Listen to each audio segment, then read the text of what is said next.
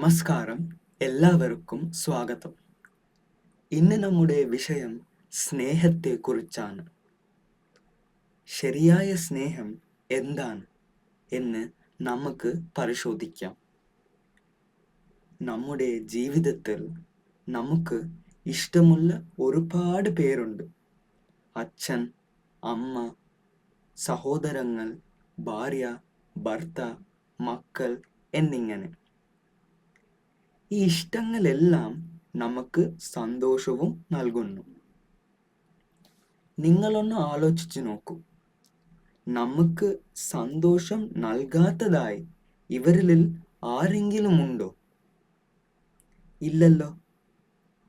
ഇതിൽ നിന്നും മനസ്സിലാവുന്നത് നമുക്ക് സന്തോഷം നൽകുന്നവരോട് മാത്രമേ നമുക്ക് ഇഷ്ടമുള്ളൂ. ഉദാഹരണത്തിന്, ഒരു ആൾ നമുക്ക് എന്നും ദുഃഖവും കഷ്ടവും മാത്രമാണ് തരുന്നത്. അയാളുമായി ഉള്ള ബന്ധം തുടരാൻ നമ്മൾ ആഗ്രഹിക്കില്ലല്ലോ.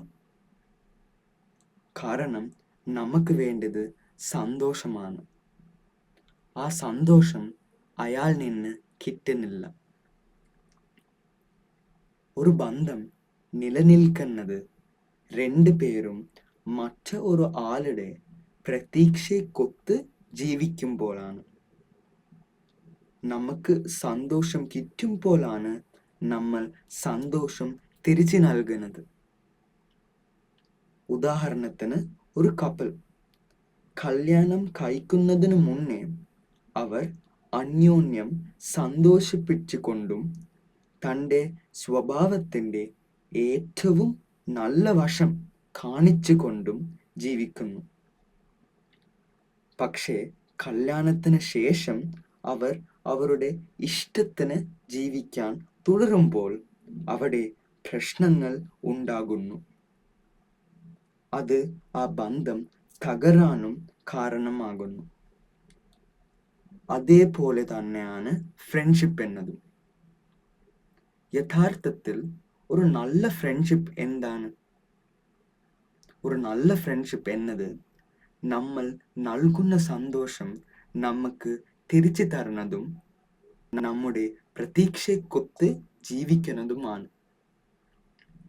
അത് നടക്കാതെ വരുമ്പോൾ ആ ഫ്രണ്ട്ഷിപ്പ് അവിടെ അവസാനിക്കുന്നു. നിങ്ങളുടെ ജീവിതത്തിലും ഇങ്ങനെയുള്ള പല ബന്ധങ്ങൾ ഉണ്ടാകും. എപ്പെങ്കിലും നിങ്ങൾ പ്രതീക്ഷിക്കുന്ന സന്തോഷം നിങ്ങൾക്ക് കിട്ടാതിരിക്കുകയും അതേപോലെ അവർ പ്രതീക്ഷിച്ച സന്തോഷം നിങ്ങൾക്ക് നൽകാൻ പറ്റാതിരിക്കുകയും ചെയ്തപ്പോൾ ആ ബന്ധം അവിടെ അവസാനിച്ചിരിക്കും.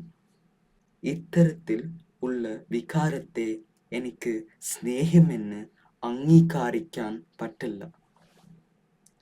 ഇതൊരു തരം കൊടുക്കൽ വാങ്ങൽ മാത്രമാണ്.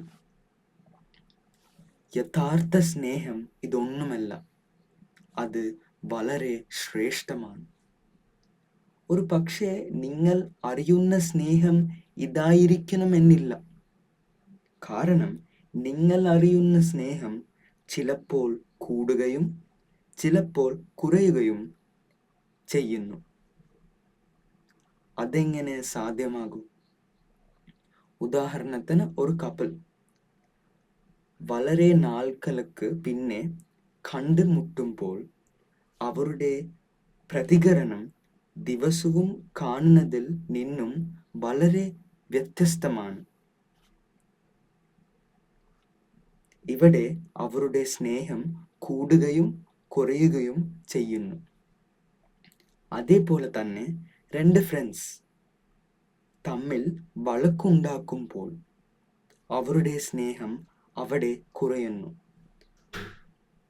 അങ്ങനെ നിങ്ങൾക്ക് നല്ലത് നടക്കുമ്പോൾ സ്നേഹം കൂടുകയും നിങ്ങൾക്ക് ഇഷ്ടമില്ലാത്തത് നടക്കുമ്പോൾ സ്നേഹം കുറയുകയും ചെയ്യുന്നു. ഇതാണോ യഥാർത്ഥ സ്നേഹം? ഇതൊരു തരം സ്വാർത്ഥതയല്ലേ? ഇവിടെയും നിങ്ങൾക്ക് നമ്മുടെ ആസക്തിയുടെ കളി കാണാൻ പറ്റും.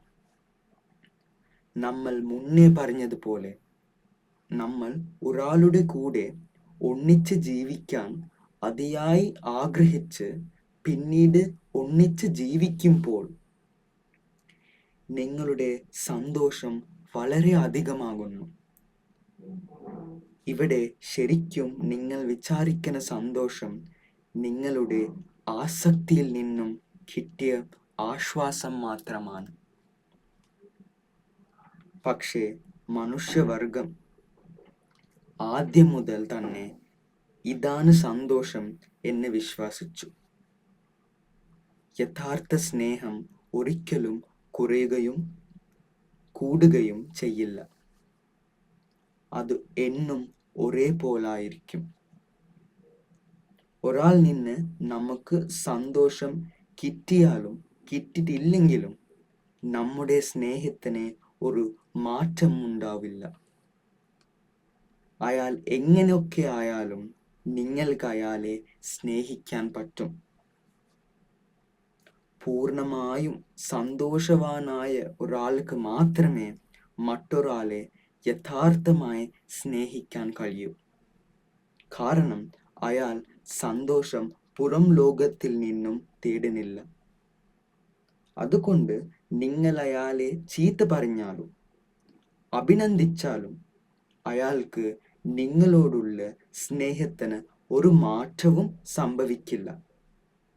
കാരണം അയാളുടെ സന്തോഷം നിങ്ങളെ ആശ്രയിച്ചല്ല ഉള്ളത്. അപ്പോൾ നമ്മളെ ശരിക്കും ആരാണ് സ്നേഹിക്കുക എന്നൊരു ചോദ്യം നിങ്ങളുടെ മനസ്സിൽ വന്നാൽ അതിന് ഒരു ഉത്തരം മാത്രമേ ഉള്ളൂ. അത് ശരിയായ സത്യത്തെ മനസ്സിലാക്കിയ ഒരാൾ, ഒരു വിശുദ്ധൻ, അയാൾ നിന്നും മാത്രമേ നിങ്ങൾക്ക് ശരിയായ സ്നേഹം അനുഭവിക്കാൻ പറ്റും. നന്ദി, നമസ്കാരം.